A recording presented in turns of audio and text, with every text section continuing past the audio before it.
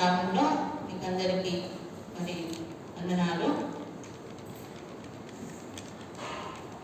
మన వాక్యం కొరకై సామెతల గ్రంథము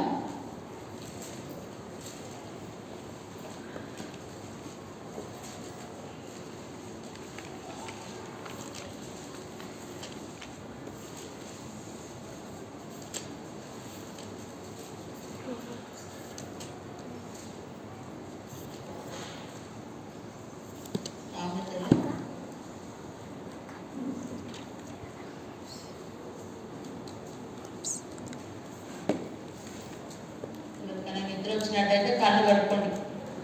కొంచెం వాక్యం వింటే మంచిగా అనిపిస్తుంది, మాకు కూడా ఎంతో సంతోషం అనిపిస్తుంది. సామెతలు 25వ అధ్యాయము 11 నుంచి కొన్ని వచనాలు మార్చి చదువు. సామెతలు 25వ అధ్యాయము 11 నుంచి కొన్ని వచనాలు.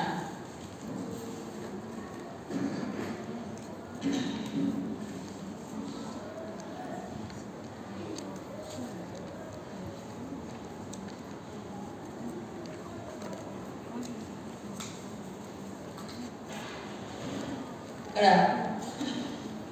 సమయోచితముగా పలుకబడిన మాట చిత్రమైన వెండి పల్లెములలో నుంచబడిన బంగారు కళ్ళ వంటిది.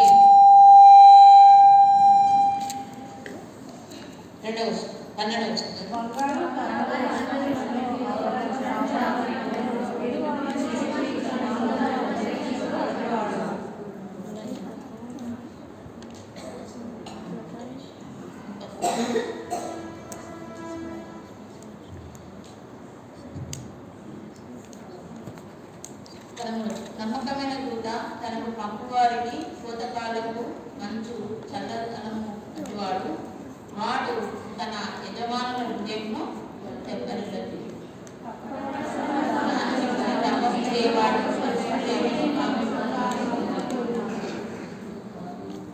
ఇక్కడ ఏంటంటే మెయిన్ ముఖ్యమైన అంశం ఏంటంటే మనది 11వ వచనం, సమయోచితముగా పలుకబడిన మాట చిత్రమైన వెండి పల్లెములలో ఉంచబడిన బంగారు కళ్ళము.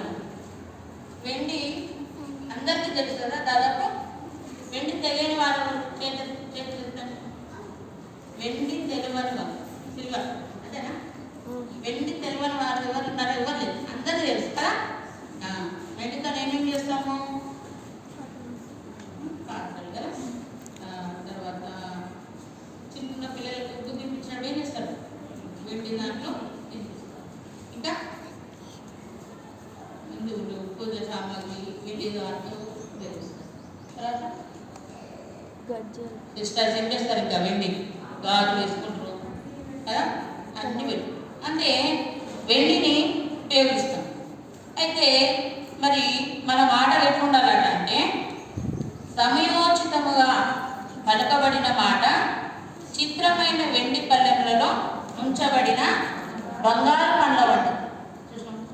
బంగారు పండ్లలాగా ఉండాలి మన మాటలు.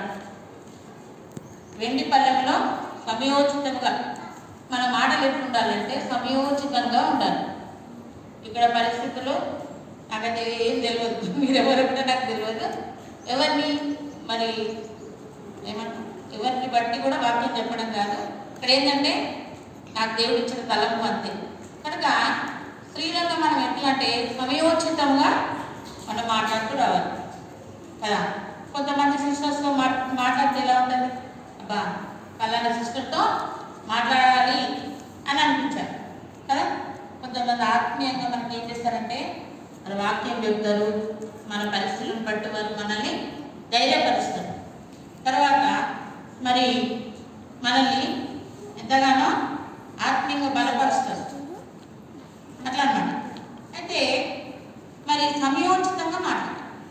సమయోచితంగా కొంతమంది ఏమో రఫ్గా మాట్లాడతారు. ఎట్లా మాట్లాడతారు? రఫ్గా మాట్లాడతారు. చాలా రకాలు ఉంటాయి కదా, మాటలు చాలా రకాలు ఉంటాయి.